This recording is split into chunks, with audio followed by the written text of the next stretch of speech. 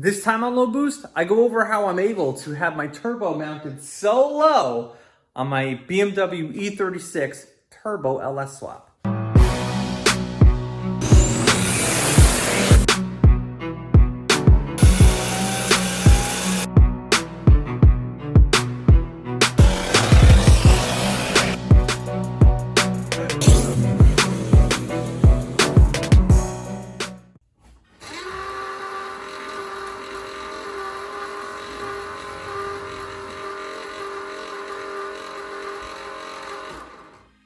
All right now you're probably wondering what that sound was, and it's actually not my fuel pump. My fuel pump's actually pretty quiet. It's a Walbro 525, the Hellcat fuel pump.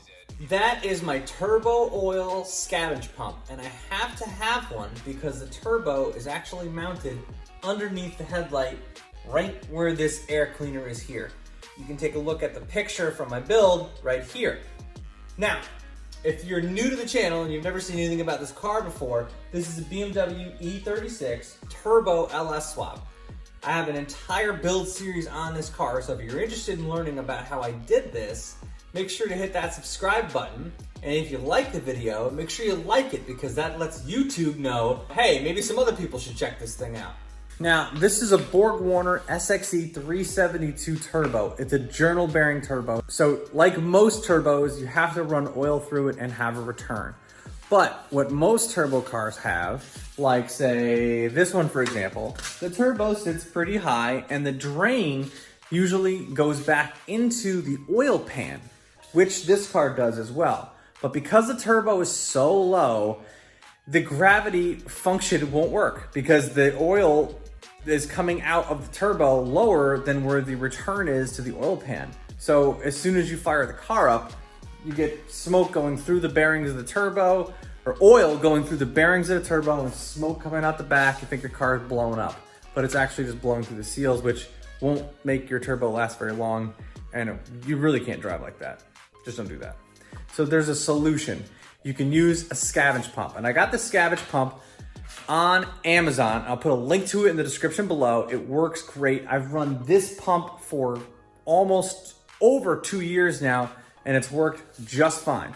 I had to make one other modification to make the setup work, but the pump itself was great. Here we go. I'll show you what it is. Now, unfortunately for me, this is the lowest part of the car. That is the scavenge pump. It is a marine-made fuel pump. It says fuel pump, but it does pump obviously oil, as it's done for a long time. I run -10 AN fittings, and I had to get those fittings separate than what it came with, because it came with just like plug-on barb fittings. But that is the actual pump itself, and it runs off of key power. So as long as my key is on, that is on, and that's how that works. And it runs, you can see there, oil return goes back into the car. And here is my modification that I had to make. So there's my turbo, sits really low, right? I had to make a tank, and the tank literally bolts to the flange of the oil drain on it. And that drains the oil into this tank, and then from the tank, as it fills, gets sucked out by the scavenge pump. And I know you guys might think it's crazy, but just running a regular fitting out of this, 90 degree or 45 degree, wouldn't drain the turbo oil out fast enough, and I was getting backup. But since I put this tank on, I have not had an issue, and this turbo flows a lot of oil through it. So that tank has worked fantastic. I just took 2 pieces of angle aluminum and had my buddy Justin weld them up. And it's not pretty, but it works pretty good. As you can see, the turbo is mounted extremely low. That's the bottom of the car there. You can see that's the bottom of the car there, and that is the scavenge tank. And then my turbo is located right behind this. Oh, you can see the bug there. And then there's obviously my intercooler and everything else. But this pump works great. So if you're having some turbo oil return issues, this pump really is gonna help you out. It's worked well for me. I think it worked well for you guys. So hopefully this video has been helpful for you if you're looking to get a turbo mounted low on your car and you have to find a way to get that oil back into your oil pan with this pump.